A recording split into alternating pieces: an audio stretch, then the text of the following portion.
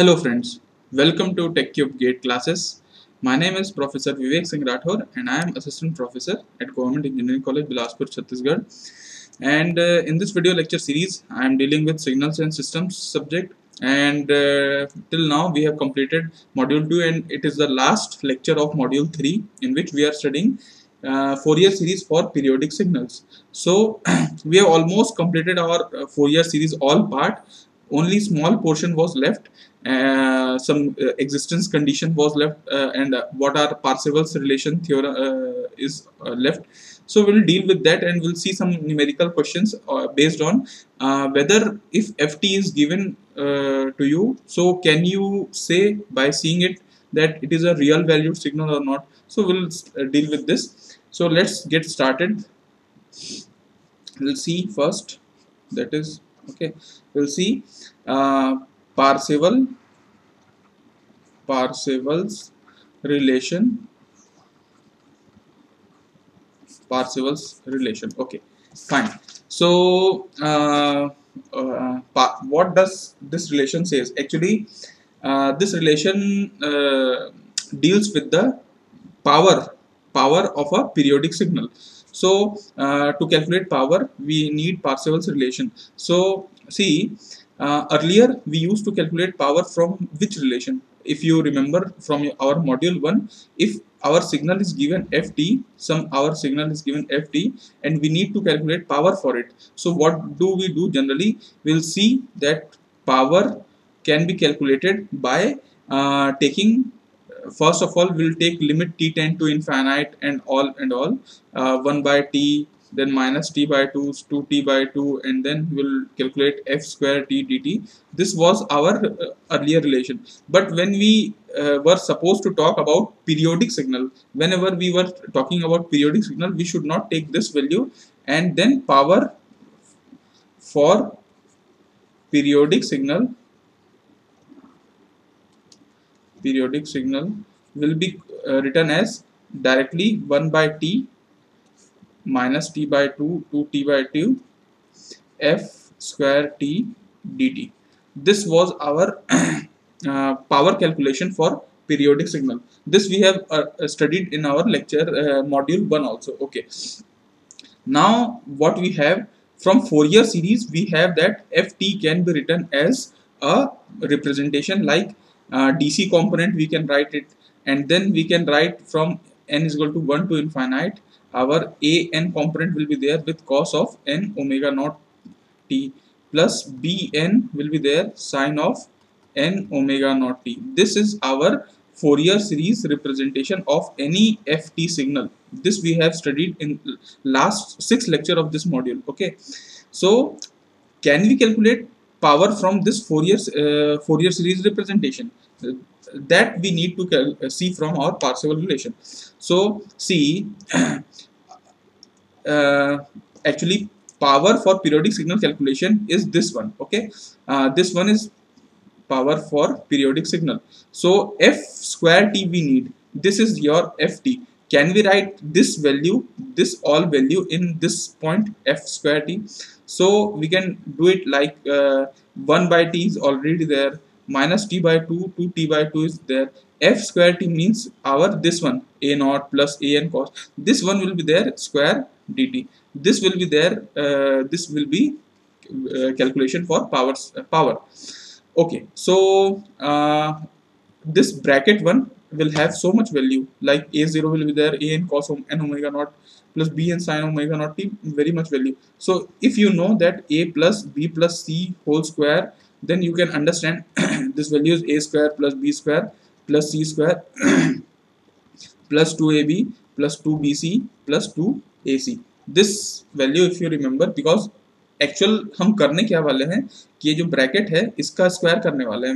We are going to do this squaring of this bracket, and bracket में क्या होने वाला है, इतना लंबा टर्म दिस प्लस दिस ये सब चीज होने वाला है. तो अपन अगर 3 चीज का अपन स्क्वायर करते हैं तो अपन को कुछ ऐसा मिलता है जिसमें आप 2ab वाला कॉम्पोनेंट देखिए. 2ab में अगर आप इसको मान लीजिए a मान लीजिए और इसको अगर आप b मान लीजिए, तो आप क्या करेंगे कि a इंटू बी मतलब cos n omega naught T into sine n omega naught t.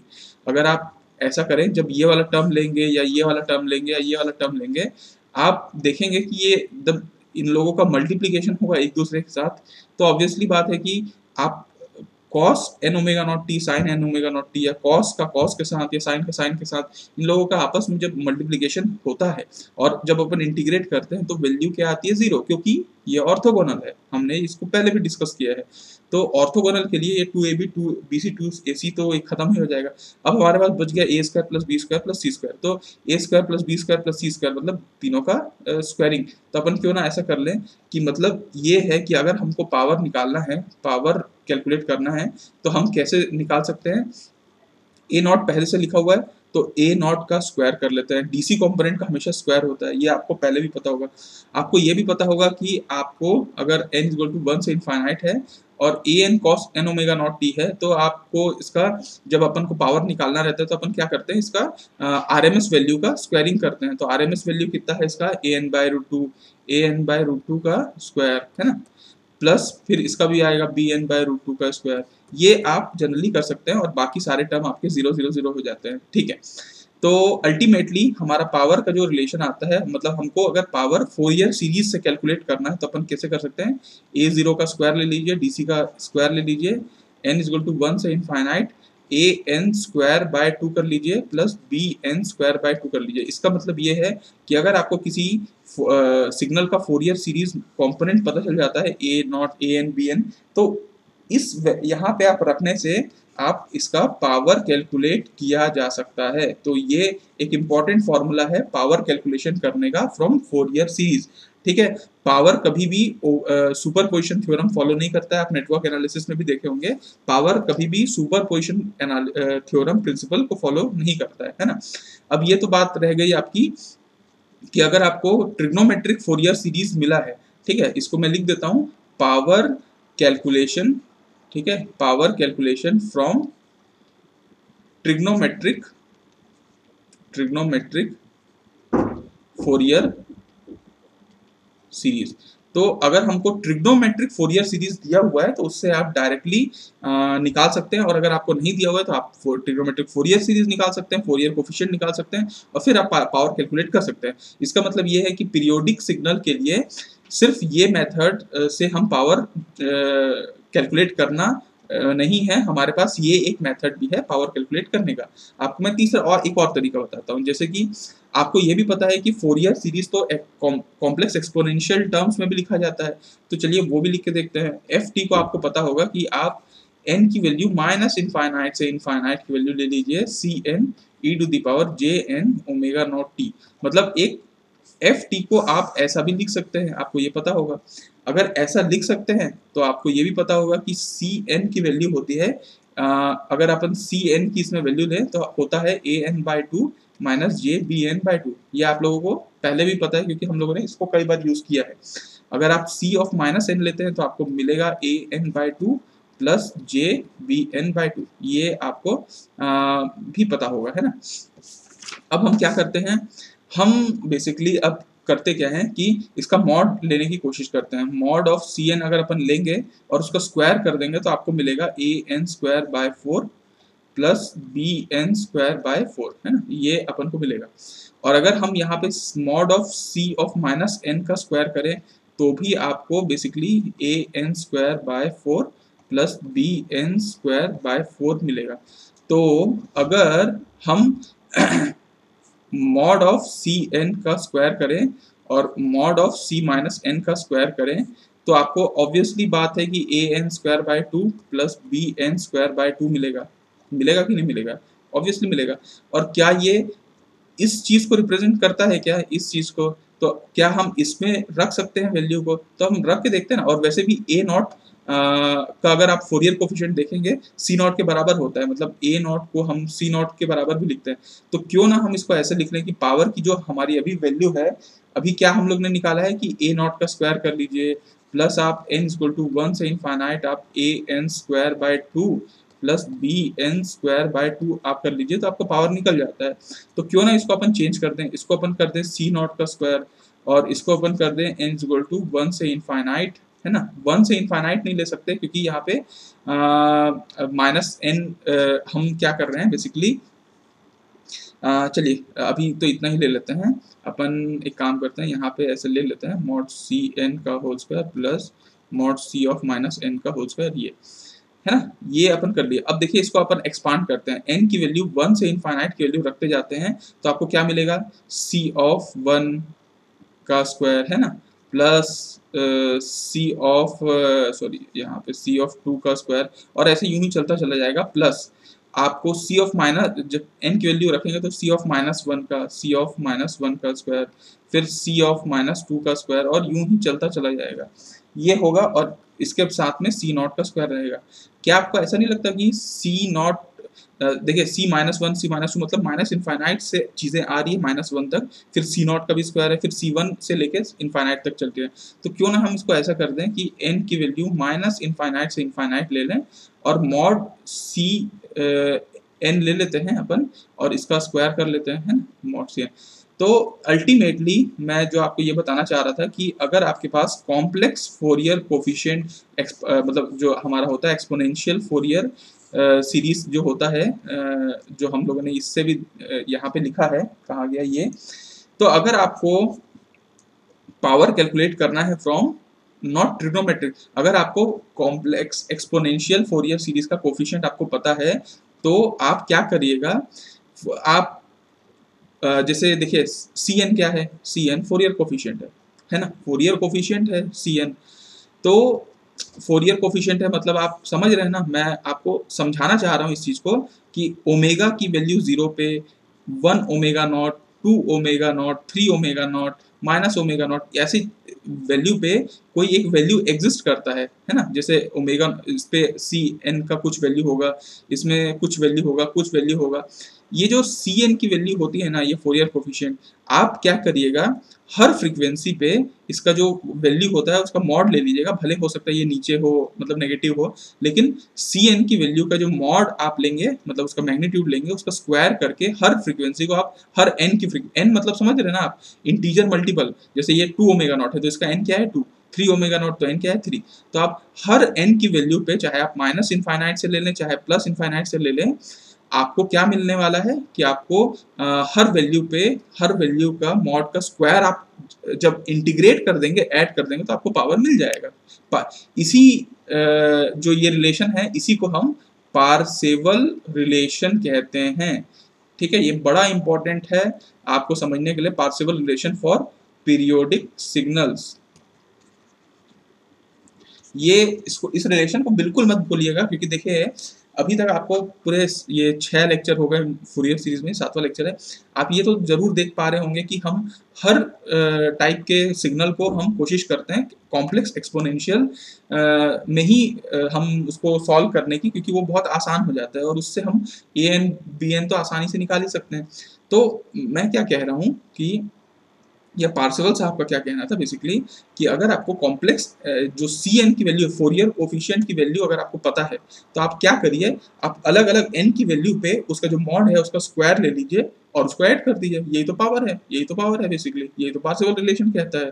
तो पार्सेवल रिलेशन का पावर सिग्नल के लिए, पीरियोडिक पावर सिग्नल के लिए साफ साफ कहना है कि अगर आपको पावर कैलकुलेट करना है तो आप फोरियर कोफिशिएंट का मॉड का स्क्वायर हर इंटीजर मल्टीपल जो इंटीजर है उस पर आप लेते जाइए और आपका आंसर, आपका पावर कैलकुलेशन हो जाएगा। ठीक है, पावर क्या है ना, पावर जो होता है वो कभी भी इनफाइनाइट वैल्यू तक नहीं कैलकुलेट किया जा सकता। आप इस चीज को समझिए, आप इस चीज को समझिए कि जब ये ओमेगा की वैल्यू 0 है, omega naught, 2 omega not, 3 omega not, जब ये इंटीजर मल्टीपल ऐसे चलता चला जाता है, इनफाइनाइट तक चला जाता है ना, तो मतलब ये क्या हो रहा है, ये n की वैल्यू इनफाइनाइट तक चले, तो पावर देखिए इसमें हो सकता है कि cn की वैल्यू कुछ होगी, इसमें cn की वैल्यू कुछ होगी, हो सकती है इसमें होगी, हो सकता है इसमें कुछ होगी, अपना ठीक है, सब cn की वैल्यू हो रही है, फोरियर कोफिशिएंट हो रहा है। तो क्या मैं जितना फ्रीक्वेंसी है, इनफाइनाइट फ्रीक्वेंसी तक मैं क्या पावर को कैलकुलेट करूंगा क्या?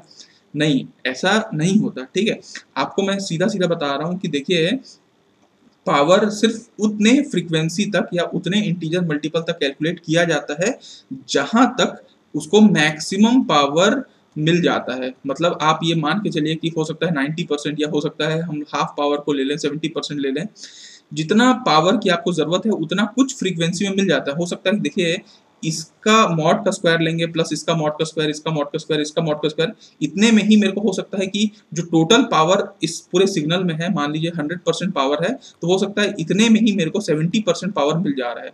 बाकी जो कंपोनेंट है वो छुटकू छुटकू से हैं, हो सकता है छुटकू छुटकू वैल्यू होगा, लेकिन सबको क्या मैं कैलकुलेट करते चलूँ, तो ऐसा नहीं होता है ना। Power can not be calculated for infinite, है ना। We will calculate up till that harmonics, हम सिर्फ उतने हार्मोनिक्स तक ही कैलकुलेट करते हैं जो मैक्सिमम पावर कंट्रीब्यूट करता है। ये मान के चलते हैं कि 90% जो पावर को कंट्रीब्यूट करता है उतने हार्मोनिक्स को ही अपन कंसीडर करते हैं।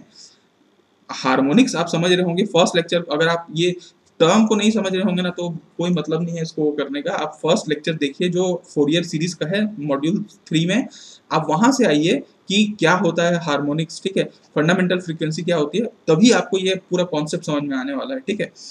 अब हम आपको ये समझ में आ रहा होगा कि पार्सेवल रिलेशन क्या कहता है और कैसे हम पावर कैलकुलेट करते हैं, अच्छी बात है।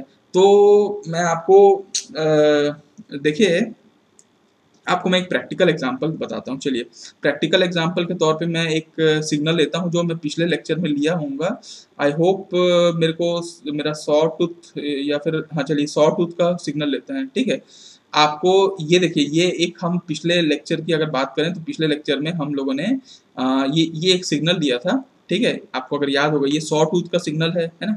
सॉ टूथ का सिग्नल कि अगर हम फोरियर कोफिशिएंट की बात करें, Cn की बात करें, तो या फिर आप ft की ही बात कर लीजिए। चलिए, ये आपका ft है 2a/n⁻⁻1, ठीक है। इसको मैं वहां लिख लेता हूँ। चलिए, आपको मैं यहाँ पे फिर से इसको कर देता हूँ। मैं ये बोल रहा हूँ सिंपल सा बात कि भैया ये एक सिग्नल था, ठीक है, ये ऐसा सिग्नल था और ये ऐसा आया, फिर ये ऐसा आया, फिर ये ऐसा आया, फिर ये ऐसा और ये ऐसा और ये फिर ऐसा। ये सॉ टूथ है, प्लस ए से माइनस ए तक जा रहा था, है ना, और ये ऐसा वैल्यू घूम रहे थे, ठीक है, अच्छी बात है। अब हम क्या करते हैं कि हम इसका पावर निकालते हैं। पावर पहली बात तो इसका जो ft आया हमारा कंप्लीट, मतलब इस ft को कैसे रिप्रेजेंट किया जा सकता है, n इज इक्वल टू 1 से infinite minus 1 of n plus 1 और a बाय 2a था, sorry 2a bye n pi था और sine n omega naught t था। यही आया था हमारा ft। इस सिग्नल का ft यही आया था पिछले बार, अभी हम लोगों ने देखा भी है ना। तो इसको चलिए हम अलग अलग n की वैल्यू पे देखें, क्या चेक करें। ft को अगर अपन अलग अलग n की वैल्यू देखें तो n को 1 रख के देखते हैं, तो 1 माइनस 1 का स्क्वायर कितना होता है, 1 होता है, तो आ जाएगा 2a बाय 1 पाई, मतलब पाई साइन ऑफ n की वैल्यू 1 है ओमेगा नॉट t, प्लस अब यहाँ पे n की वैल्यू 2 रख के देखते हैं, तो ये वो हो जाएगा, माइनस हो जाएगा, तो माइनस 2a बाय 2 पाई, है ना, 2 pi sine of 2 omega naught t। फिर यहाँ पे अपन लिखते हैं 2a by 3 pi sine of 3 omega naught t, है ना। ये हम लोग यहाँ पे लिख के चलते हैं। अब आपका देखिए, ये फोरियर ft वाला सिग्नल ये था, इसका रिप्रेजेंटेशन कुछ ऐसा हो गया।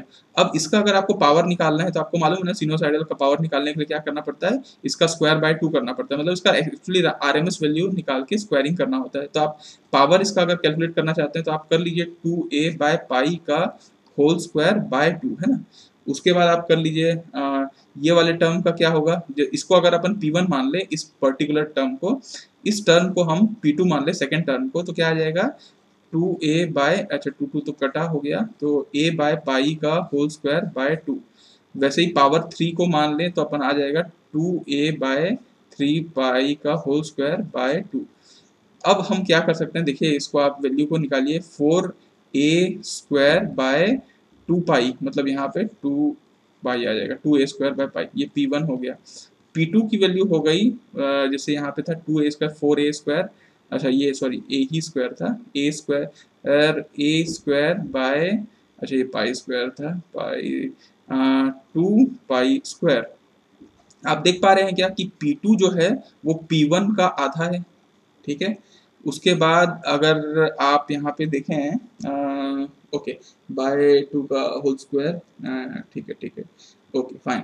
सो वैसे तो ये एक्चुअली ये 2 है और ये कुछ भी नहीं है, है ना? तो और ये अच्छा नीचे भी 2 है, तो एक्चुअली ये P1/4 हो चुका है, हाँ यही है। इसके बाद P3 को बात करें तो ये हो गया है 4a² बाय 4 का ये हो जाएगा 2a² बाय 9 पाई²। ये कहीं ना कहीं P3 जो है वो P1 का 9 गुना कम हो चुका है। आप देखें ना, 9 गुना कम हो चुका है। आप ये समझ पा रहे हैं क्या कि मैं आपको क्या समझाना चाह रहा हूँ? मैं आपको ये समझाना चाह रहा था कि अगर हम एक सिग्नल उसका अगर हम फोरियर एक्सपांशन करते हैं, मतलब उसी सिग्नल को हम अलग अलग फ्रीक्वेंसी में समझते चलते हैं कि भैया यही सिग्नल को एट ओमेगा नॉट, मतलब फंडामेंटल फ्रीक्वेंसी पे क्या उसका कंपोनेंट है, सेकेंड मतलब जो आपका 2 into fundamental frequency 3 into fundamental frequency पे क्या कंपोनेंट है, ये हम देखते चल रहे हैं। तो हम पावर जब कैलकुलेट कर रहे हैं कि पहला जो फंडामेंटल फ्रीक्वेंसी पे जो पावर है, लेट सपोज वो P1 है, तो सेकेंड फंडामेंटल फ्रीक्वेंसी पे वो जस्ट उसका 4 गुना कम हो जाता है, तीन थर्ड फंडामेंटल फ्रीक्वेंसी पे वो 9 गुना कम हो जाता है। इसका मतलब ये है कहीं ना कहीं, इसको आप ऐसा भी लिख सकते हैं P1/2 का स्क्वायर, इसको लिख सकते हैं P1/3 का स्क्वायर। इसका मतलब ये है कि जब हम 10th फंडामेंटल फ्रीक्वेंसी की अपन बात करेंगे, 10th फंडामेंटल फ्रीक्वेंसी कंपोनेंट की बात करेंगे, मतलब कहीं ना कहीं अपन sin 10 ओमेगा नॉट टी की बात करने वाले हैं उस कंपोनेंट में, तब उसका पावर कितना हो जाएगा P1/10 का स्क्वायर। मतलब ऑब्वियसली बात है कि आपका जो फोरियर कोफिशिएंट होता है वो फर्स्ट फंडामेंटल फ्रीक्वेंसी में सबसे हाईएस्ट होता है और फिर वो धीरे धीरे घटता चला जाता है, घटता चला जाता है। इसका मतलब ये है कि पार्सेवल साहब का यही कहना था भैया कि भैया आप ना पावर निकालने के लिए Cn की सारी मैग्नीट्यूड को आप ऐड करते चलिए, आप ऐड करते चलिए उसका स्क्वायरिंग करते करते, लेकिन आपको अगर आपको मैक्सिमम मतलब पावर चाहिए तो आपको ना कुछ ही फंडामेंटल फ्रीक्वेंसी में मैक्सिमम पावर मिल जाता है। आपको बहुत ज़्यादा फंडामेंटल फ्रीक्वेंसी के इंटीजर मल्टीपल पे नहीं जाना पड़ता। ये 90% पावर आपको कुछ फ्रीक्वेंसी कंपोनेंट में ही मिल जाते हैं। यही पार्सेवल साहब का कहना था और यही सबसे बड़ा चीज़ है यार। मतलब आप कम्युनिकेशन सिस्टम में बात कर लीजिए, सब जगह हम लोग ये जो फंडामेंटल फ्रीक्वेंसी के कुछ स्टार्टिंग वाले लो फ्रीक्वेंसी होते हैं उसमें ही हमको सबसे ज़्यादा पावर देखने को मिलता है, फिर हायर फ्रीक्वेंसी में हमको पावर कंपोनेंट नहीं मिलते हैं, है ना। तो ये आपको मैं समझाना चाह रहा था, मतलब। और आप ये भी मान के चलिएगा कि जैसे मान लीजिए हम एक ट्रांजिस्टर होता है, ठीक है, ये एक ट्रांजिस्टर है, इसमें अगर हम साइन टी देते हैं ना, तो ट्रांजिस्टर आपको पता होगा कि ये एक नॉन लीनियर डिवाइस है। तो कभी भी अगर आप एफ टी एक सिग्नल दिए और नॉन लीनियर डिवाइस में, तो वो क्या करता है ना, कोई भी नॉन लीनियर डिवाइस उसका एक तो कुछ कंपोनेंट मल्टीप्लाई करता है और उसको एज इट इज पास कराता है। उसके बाद वो क्या करता है, एक और उसका स्क्वायरिंग को भी वो करके आगे बढ़ाता है, फिर A2 F2 square F T का स्क्वायर F³ है ना। ये ऐसा होता है और ये यूं ही चलता चला जाता है। मतलब एक सिग्नल को अगर आप एक नॉन लीनियर डिवाइस से पास करते हैं तो आपको ऐसा नहीं है कि सिर्फ जिस फ्रीक्वेंसी में ये एफ टी एंटर कर रहा है वही फ्रीक्वेंसी आपको आउटपुट मिले, आपको अनवांटेड आउटपुट मिल जाते हैं, अनवांटेड फ्रीक्वेंसी वाले आउटपुट मिल जाते हैं, जिसको हम लोग आम भाषा में नॉइस कहते हैं, है ना। ये सारे नॉइस ही तो हैं। हम कायदे से हम क्या चाहते थे कि एफ टी को पास करे तो हो सकता है कि वो कुछ एम्पलीफाई कर दे और एफ टी वापस मिल जाए हमको, है ना। लेकिन एफ टी के अलावा आपको ये सब भी मिलते हैं और F²T मतलब समझ रहे हैं, जैसे साइन स्क्वायर टी करेंगे तो आपको क्या मिलेगा 1 - cos²T कहीं ना कहीं आप, या फिर 1 - cos2t, है ना। तो cos2t आपको मिलना है, तो अल्टीमेटली आपको सेकेंड फ्रीक्वेंसी पे आ ही गए आप sin³ लेंगे तो भी sin3t के टर्म्स में आप लिख सकते हैं, तो आपको थर्ड हार्मोनिक्स आ जाएगा। तो कहने का मतलब ये था कि जब कोई सिग्नल को पास किया जाता है नॉन लीनियर डिवाइस में तो वो अपना फ्रीक्वेंसी को तो पास करता ही है, लेकिन कुछ हायर हार्मोनिक्स को भी जनरेट कर देता है। वो नॉन लीनियर डिवाइस की यही कैरेक्टरिस्टिक होती है ना। और सबसे ज़्यादा प्रॉब्लम होता है हमारे को थर्ड हार्मोनिक्स में, ठीक है। थर्ड हार्मोनिक्स में ही सबसे ज़्यादा नॉइस कॉम्पोनेंट मिलता है। मतलब अगर आपका सिग्नल हाफ वेव सिमेट्रिक है, ठीक है, तो वो क्या करता है, Cn की वैल्यू 0 होता है फॉर n = इवन। आपको याद होगा ये चीज़, है ना, हम लोगों ने कई बार देख चुका है। तो इवन वैल्यूज की जो फोरियर कोफिशिएंट होते हैं वो 0 हो जाते हैं, तो अच्छी बात है। लेकिन थर्ड हार्मोनिक्स तो रह जाता है फिर भी। तो थर्ड हार्मोनिक्स क्या होते हैं आपके, बहुत प्रॉब्लम क्रिएट करता है, ठीक है।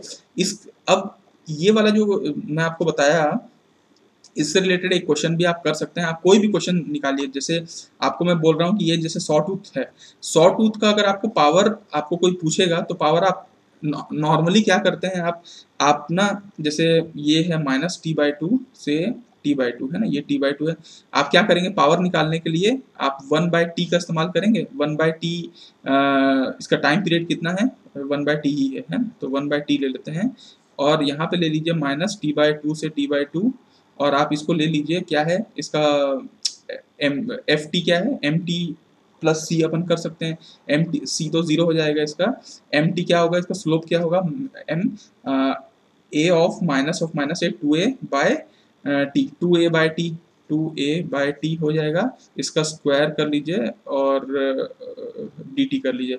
इसका जो वैल्यू आएगा आपको वो आप समझ जाएंगे कि a²/3 इसका वैल्यू आता है, at²/3। ठीक है, इसको आप कर लीजिएगा, at²/3 इसकी वैल्यू आती है। तो ठीक है, अच्छी बात है। अब हम क्या कर सकते हैं, देखिए मैं आपको बस इतना बताना चाह रहा हूँ कि भैया आप नॉर्मल तरीके से पावर कैलकुलेट करेंगे ना, तो वो क्या करता है, सारी फ्रीक्वेंसी में टोटल पावर जो होता है वो पावर यहाँ से कैलकुलेट हो जाता है।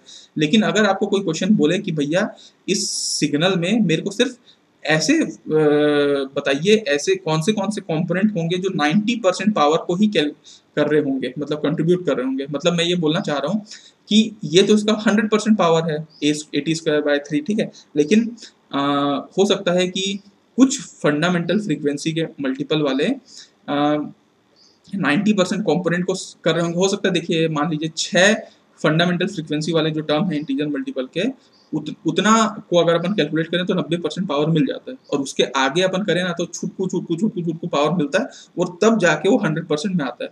तो अगर आपसे कोई क्वेश्चन पूछे कि आप ऐसा बताइए कि कितने मतलब जो इंटीजर मल्टीपल हैं या कितने हार्मोनिक्स हैं जो इसको 90% पावर को कंट्रीब्यूट करते हैं, तो आपको क्या करना है, बेसिकली आपको उस वैल्यू को आपको यहाँ पे इक्वेट कर देना। जैसे इसका 90% है या 70% है, टोटल पावर आपको निकालना है, और टोटल पावर का 90% को आपको इससे कैलकुलेट कर देना है, चाहे आप ये वाले वैल्यू से लें, ठीक है, Cn के अलग अलग वैल्यू को लें, या चाहे आप ये वाला वैल्यू को लें, इससे भी आपका कैलकुलेट हो जाएगा। तो ये मैं आप लोगों को होमवर्क दे रहा हूँ, आप लोग इसको करके बताइएगा। अगर नहीं बनेगा तो मेरे से पूछिएगा टेलीग्राम ग्रुप में, आप ज़रूर मैं उम्मीद करता हूँ सॉल्व कर लीजिएगा। क्वेश्चन अगर नहीं समझ में आया तो मैं फिर एक बार बता देता हूँ कि आपको इसी periodic saw tooth wave form का आपको ये निकालना है कि मिनिमम नंबर ऑफ हार्मोनिक्स आप निकालिए जिससे कि जो 90% पावर को कंट्रीब्यूट कर रहे होंगे। अब आपको मैं तरीका बता दिया, आप 100% पावर आप निकाल चुके हैं, इससे ये 100% पावर है, इसका आप 90% कर लीजिए और उसको इक्वेट कर दीजिए पावर कैलकुलेशन से। पावर कैलकुलेशन अभी मैंने आपको बताया 2-3 तरीके से, ये एक तरीका होता है पावर कैलकुलेशन करने का, ये एक तरीका होता है पावर कैलकुलेशन, इससे आप निकालिए। आपको बस n की वैल्यू निकालनी है कि भैया कितने n तक में जाऊं कि जो, या कितने हार्मोनिक्स तक जाऊं कि आपका पावर 90% हो। तो ये मैं एक होमवर्क देता हूं आप लोगों को, आप टेलीग्राम ग्रुप में जरूर बताइएगा, और अगर नहीं बनेगा तो भी बताइएगा, मैं वहां पे आपको शेयर करूंगा, ठीक है। ओके, तो चलिए अब हम लोग आगे आते हैं, और अब हम लोग एक क्वेश्चन देखते हैं, न्यूमेरिकल क्वेश्चन, जो आपको थोड़ा सा अगर कॉन्सेप्ट अगर अभी आपका क्लियर नहीं है तो और आपको क्लियर कर देगा। मैं आपको एक चीज क्वेश्चन बोल रहा हूँ, देखिए एक क्वेश्चन है जो अगर आपको एफ टी दिया हुआ है, मान लीजिए 4 + 10 ऑफ साइन ऑफ, ठीक है, आपको मान लीजिए दिया है π/7t + π/3, ठीक है, आपको उसके बाद और क्वेश्चन दिया हुआ है इसी के आगे 5 ऑफ cos ऑफ 5πt/6 + π/4, है ना, और आपको एक और पार्ट दिया हुआ है 1/5 साइन ऑफ 6π/5t + π/6, है ना। ठीक है, ये मेरे द्वारा जनरेटेड क्वेश्चन नहीं है, मैं कहीं से इंपॉर्टेंट क्वेश्चन आपके लिए लेके आ रहा हूँ। तो हमारा काम है समझना, चाहे वो क्वेश्चन कहीं से भी हो, हमारा काम है इसको समझना, है ना। तो ठीक है, चलिए अब इसमें क्वेश्चन में बोल क्या रहा है, ये लंबा चौड़ा है। आप ये क्वेश्चन को देख के आप ये समझ सकते हैं कि ये बात क्या कर रहा है, ये बात कर रहा है कि एक एफ टी दिया रखा है, मतलब एक सिग्नल है, उसका बकायदा कोफिशिएंट आपको मतलब एक लंबा चौड़ा एक्सपांशन दे रखा है। अब वो बोल रहा है सबसे पहला कि ये वैलिड फोरियर सीरीज है कि नहीं, पहले ये चेक करिए। अब वैलिड फोरियर सीरीज है कि नहीं कैसे चेक करेंगे भैया, देखिए वैलिड फोरियर सीरीज कब होता है, जब आपका सिग्नल पीरियोडिक होता है। मतलब अगर आपका सिग्नल पीरियोडिक है तो आप उसका फोरियर सीरीज जरूर निकाल सकते हैं, है ना। तो फोरियर सीरीज आप यहाँ पे निकाल सकते हैं, ये वैलिड तो आप पीरियोडिसिटी चेक कर लीजिए। अब पीरियोडिसिटी चेक करना तो मेरे ख्याल से आप लोगों को आता होगा। पीरियोडिसिटी चेक करने के लिए आपको क्या चाहिए, देखिए अलग अलग फ्रीक्वेंसी है, जैसे ओमेगा 1 की वैल्यू है π/7, है ना, ओमेगा 2 की वैल्यू है 5 π/6 और ओमेगा 3 की वैल्यू है 6 π/5। these are the values of different frequency। लेकिन ये फंडामेंटल फ्रीक्वेंसी तो नहीं है, फंडामेंटल फ्रीक्वेंसी तो निकालना पड़ेगा। लेकिन पहले तो अपन चेक करेंगे कि ये वैलिड है कि नहीं। तो वैलिड करने के लिए क्या करना पड़ेगा कि जब अपन ओमेगा 1/ओमेगा 2 अगर रैशनल नंबर आता है तो वो हमारा पीरियोडिक हो जाता है। वैसे ही ओमेगा 2/ओमेगा 3 ये सब पीरियोडिक रैशनल आने चाहिए। तो हम कैलकुलेट करके देखते हैं ओमेगा 1/ओमेगा 2 है ना, π/7/5 π/6। तो ये बिल्कुल एक रैशनल नंबर आता है, ये बिल्कुल रैशनल नंबर आता है। और आप चाहे ओमेगा 2/ओमेगा 3 करेंगे तो भी रैशनल नंबर आता है। इसका मतलब ये है कि सिग्नल पीरियोडिक तो है, और पीरियोडिक है तो फोरियर सीरीज भी वैलिड हो सकता है क्योंकि फोरियर सीरीज निकाला गया है। अब हम क्या करते हैं, देखिए यहाँ पे अगर आप बात करेंगे, देखिए ये वाला जो टर्म है ना, ये ओमेगा को रिप्रेजेंट कर रहा है, फ्रीक्वेंसी को। लेकिन फंडामेंटल फ्रीक्वेंसी है क्या, नहीं पता। 5 π/6 है, 6 π/5 है, ये सब एक फ्रीक्वेंसी को रिप्रेजेंट कर रहे हैं। लेकिन फंडामेंटल फ्रीक्वेंसी क्या है, उस चीज को कैलकुलेट करने के लिए ओमेगा 0 को आपको निकालना पड़ेगा SCF ऑफ ऑल न्यूमरेटर, ठीक है, और LCM ऑफ ऑल डिनोमिनेटर। ये आप कर लीजिए। तो SCF देखिए तीनों फ्रीक्वेंसी का SCF आप करेंगे π/7, 5 π/6 और 6 π/5। तो आपको सारे न्यूमरेटर का आपको मतलब हाईएस्ट कॉमन क्या मिलेगा, पाई। तो आप पाई निकाल लीजिए। और LCM ऑफ ऑल डिनोमिनेटर, ये डिनोमिनेटर का आपको क्या निकालना है, LCM निकालना है। तो 7, 6 और 5 का आप LCM निकालेंगे तो आपको मिलेगा 210। तो कहीं ना कहीं आपको ओमेगा 0 मिल गया। ओमेगा जो नॉट है ना, फंडामेंटल फ्रीक्वेंसी, वो है π210।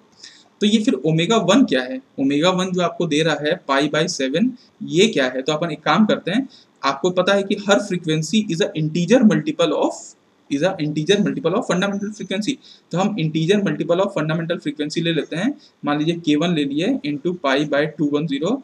इसका अगर अपन कुछ चीज का मल्टीप्लाई करें तो ये फ्रीक्वेंसी बनेगी।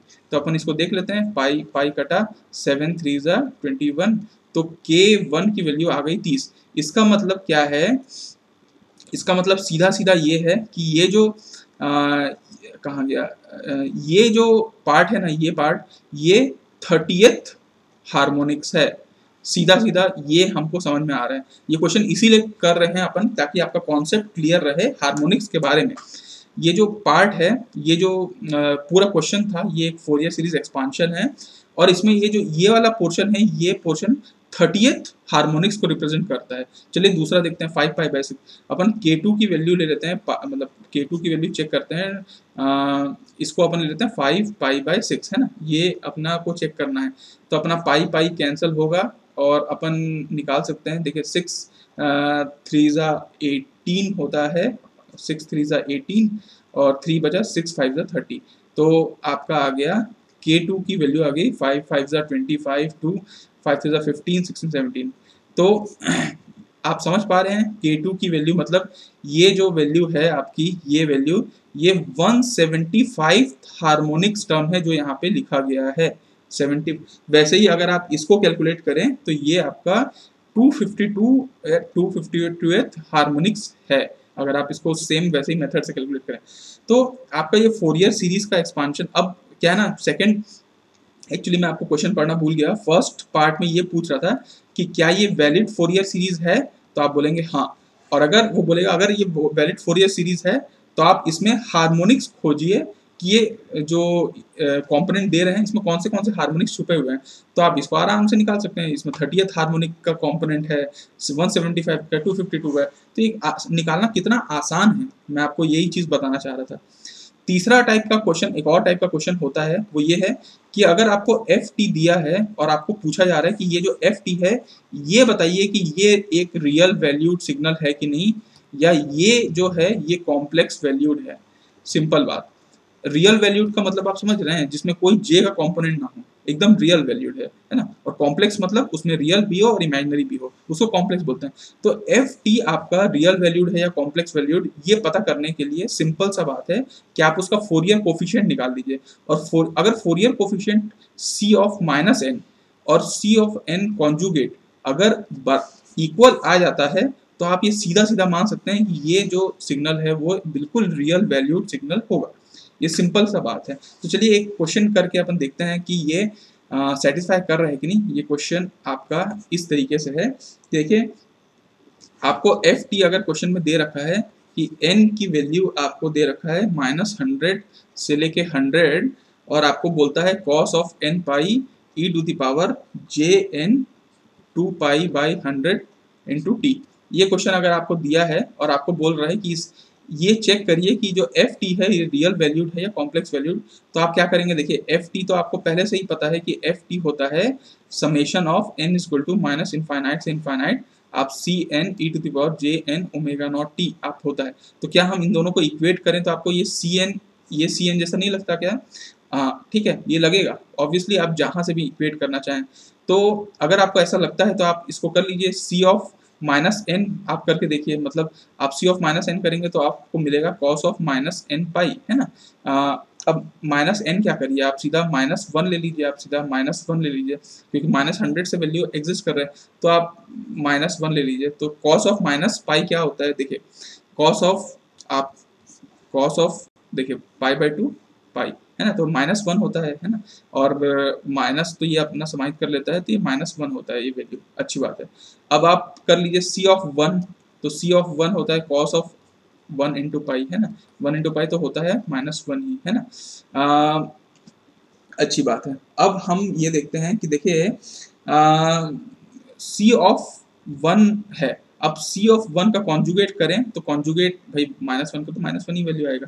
तो आपको C1 कॉन्जुगेट और C -1 अगर बराबर आ रहा है तो आप सीधा सीधा बोल सकते हैं कि भैया ये सिग्नल आपका रियल वैल्यूड सिग्नल होगा ही होगा, है ना। और अगर वो आपका इवन है कि ऑड है, अगर आपको कोई पूछे तो आप Cn की वैल्यू को देख के आप बता सकते हैं कॉस क्या होता है, इवन सिग्नल होता है। तो ये एक बिल्कुल रियल वैल्यूड सिग्नल है और इवन सिग्नल होगा, है ना। सिंपल सा तरीका आपको मैं ये आपको बता रहा हूँ। ओके, तो देखिए आपको ये वाले टाइप के क्वेश्चन भी मेरे ख्याल से अब बनना शुरू हो जाएंगे, है ना। अब हम लोग लास्ट में आते हैं। एक चीज़ और मैं आपको बस बता देता हूँ कि आप जो हम लोग फोरियर सीरीज में हर बार डिफरेंशिएशन प्रॉपर्टी यूज कर करके हम बहुत सारे सिग्नल्स को आसान बना चुके हैं और उसका कैलकुलेशन बहुत आसान हो जाता है, लेकिन डिफरेंशिएशन प्रॉपर्टी हर किसी में इस्तेमाल नहीं होता है। मतलब कि ये मैं बोलना चाह रहा हूँ कि आपको जब a0 की वैल्यू कैलकुलेट करनी होगी तो आप डिफरेंशिएशन मेथड से जाके a0 कैलकुलेट मत करिएगा। a0 को कैलकुलेट करने के लिए आपको नॉर्मल जो होता है 1/t ऑफ -t/2 से t/2 f of t dt, इस मेथड से ही कैलकुलेट करिएगा। ये सबसे सटीक मेथड है, क्योंकि डीसी वैल्यू क्या होता है डिफरेंशिएशन में, वो जीरो वैल्यू हो जाता है। इसलिए आप डिफरेंशिएशन प्रॉपर्टी जब यूज करते हैं तो a0 कैलकुलेट करने के लिए ये मेथड का ही इस्तेमाल करिएगा, है ना। लास्ट में हम लोग आते हैं अपने फाइनल फोरियर सीरीज के लास्ट टॉपिक में आते हैं, वो है आपका डिरिचलेट्स कंडीशन, ठीक है, of Dirichlet's condition for existence of Fourier series. तो इसका हम लोग देखेंगे, है ना, लास्ट टॉपिक। ये सिर्फ एग्जिस्टेंस कंडीशन है। देखिए क्या होता है, मैं आपको सीधा सीधा बता रहा हूँ कि आपका एफ टी को आप कैसे रिप्रेजेंट कर सकते हैं। आप simple n equal to minus infinite से इनफाइनाइट आप सी एन लिख लीजिए, c n j N omega naught t, ये आप लिख सकते हैं, है ना। और इसका सी एन कैलकुलेट करने का भी तरीका यही होता है कि आप 1/t कर लीजिए, -t/2 से t/2 कर लीजिए, है ना, और एफ टी कर लीजिए और e to the power minus J N omega naught t d t. ये अभी तक हम लोगों ने देखा है।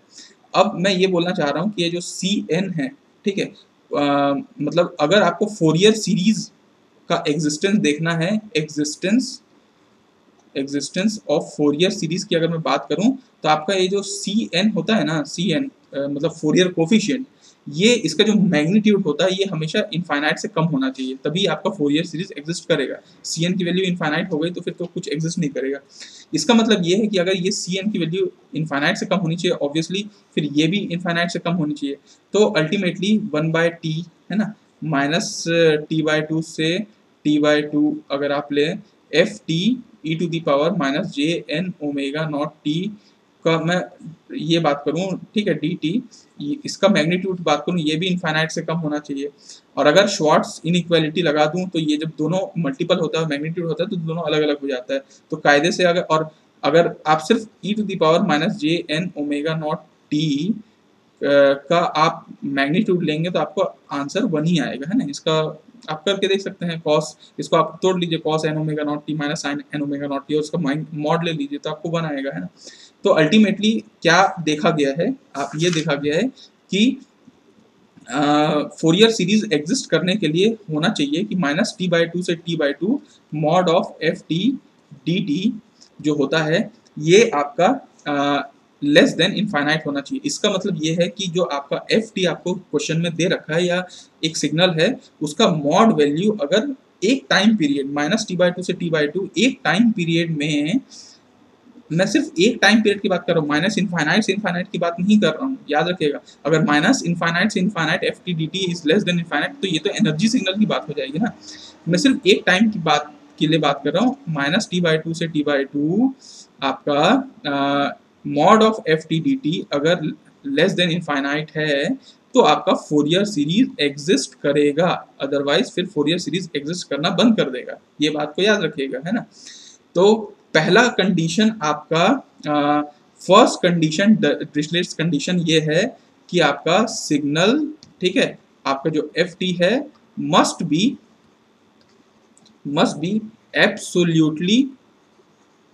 एब्सोल्युटली इंटीग्रेबल, ठीक है, in one of its time period. इसका सिर्फ एक टाइम पीरियड में ये एब्सोल्युटली इंटीग्रेबल होगा तो सिग्नल आपका ये एग्जिस्ट करेगा। मतलब माइनस t/2 से t/2 mod of F T d T should be less than infinite. ये फर्स्ट कंडीशन है आपका डिरिचलेट का। सेकेंड कंडीशन ये कहता है, डिरिचलेट बाबू ये कहते हैं कि भैया कई बार आपका, जैसे आप देख लीजिए साइन टी का ग्राफ बनाइएगा तो आपको कुछ ऐसा, मान लीजिए ऐसा ऐसा मिलता है। यहीं अगर आप बोलेंगे साइन 2t का तो आपको हो सकता है कि आपको ऐसा ऐसा ऐसा ऐसा मिले, है ना। साइन 3t का अगर आप बनाएंगे तो आपको हो सकता है ऐसा ऐसा एकदम मिले। मैं क्या बोलना चाह रहा हूँ कि ये देखिए साइन टी में एक टाइम पीरियड में अगर आप बात करेंगे, एक टाइम पीरियड में यहाँ एक मैक्सिमा एक मिनिमा आया। अगर आप वही बात करेंगे तो यहाँ पे 2 मैक्सिमा आएगा 2 मिनिमा आएगा, है ना। अगर आप इसकी साइन 3t की बात करेंगे तो 3 मैक्सिमा 3 मिनिमा आएगा। तो नंबर ऑफ मैक्सिमा मिनिमा भी आपका ओमेगा नॉट, ये जो आप साइन ओमेगा नॉट टी है ना, मतलब आपको कहीं ना कहीं अगर मैं बात करूं sine of omega naught t, तो ये जो ओमेगा नॉट है it defines maxima and minima, ये मैक्सिमा और मिनिमा को डिफाइन करता है। तो अगर इनफाइनाइट मैक्सिमा मिनिमा होगा, अगर किसी उस पर इनफाइनाइट मैक्सिमा मिनिमा होगा तो फोरियर सीरीज डिफाइन नहीं किया जा सकता किसी भी उसके लिए। इसलिए जो सेकंड कंडीशन है वो ये कहता है there must be finite number of maxima and minima in given time period. आपका जो टाइम पीरियड दिया हुआ है उस टाइम पीरियड में आपका सिग्नल का मैक्सिमम मिनिमा फाइनाइट नंबर में होना चाहिए। ये आपका सेकेंड डिरिचलेट कंडीशन है। तीसरा डिरिचलेट साहब ने ये कंडीशन दिया था कि भैया कुछ फाइनाइट डिसकंटिन्यूटी भी होती है। जैसे हम लोगों ने एक बार, याद है आपको, ऐसा ऐसा डिसकंटिन्यूटी वाला सिग्नल देखा था, आपको याद होगा, स्विच जो हम रेक्टिफाइड साइन सिग्नल देखे थे। तो ये ना अचानक से देखिए इस वैल्यू पे अचानक से डिसकंटिन्यूटी आ जाता है ना। तो ये जो डिसकंटिन्यूटी है ये भी एक फाइनाइट नंबर होना चाहिए और ये डिसकंटिन्यूटी भी फाइनाइट होना चाहिए। तो थर्ड कंडीशन ये है कि there must be finite number of finite discontinuity ठीक है in the given time period. ठीक है, एक गिवन टाइम पीरियड में एक सिग्नल को के पास सिर्फ फाइनाइट डिसकंटिन्यूटी होना चाहिए। तो फिर एक इसमें लोचा आता है, जैसे मान लीजिए हम इम्पल्स सिग्नल का देखे थे, इम्पल्स ट्रेन का हमने फोरियर सीरीज तो निकाला था और इसमें भी फाइनाइट नंबर ऑफ डिसकंटिन्यूटी थे, याद होगा आपको, Cn=1/t होता था। तो ये एक एक्सेप्शन है, आप मान के चल सकते हैं। इसको देखने के बाद ये लगता है कि ये जो पहला दो कंडीशन है कि सिग्नल एब्सोल्युटली इंटीग्रेबल होना चाहिए, दूसरी बात सिग्नल मैक्सिमम और मिनिमम है वो फाइनाइट होना चाहिए। ये आप बोल सकते हैं कि ये कंडीशन ऐसे हैं जो ज़रूरी हैं, लेकिन थर्ड कंडीशन नहीं भी सेटिस्फाई हो रहा है फिर भी आपका फोरियर सीरीज तो निकाला गया है। तो इसीलिए डिरिचलेट कंडीशन को है ना, ये कंडीशन को एक sufficient condition बोला गया है। It is just a sufficient condition for existence of Fourier series। ये एक existence condition है, it is not a necessary condition। मतलब ऐसा नहीं है कि तीनों कंडीशन सेटिस्फाई होगा तो ही हम फोरियर सीरीज एक्सपांशन कर सकते हैं, अदरवाइज नहीं कर सकते, ऐसा नहीं है। अगर आपका दो कंडीशन सेटिस्फाई होता है, ऊपर का और नीचे का, तो भी आपका फोरियर सीरीज लिखा जा सकता है। तीसरे बस एक सफिशिएंट कंडीशन है। तो Dirichlet condition are the sufficient condition for existence of Fourier series, not a necessary condition. तो मेरे ख्याल से आप लोगों को फोरियर सीरीज में इतना सारा चीज़ हम लोगों को पढ़ना था और मैं कोशिश किया हूँ कि जितना अच्छे से हो सके चीज़ों को एक्सप्लेन करूँ।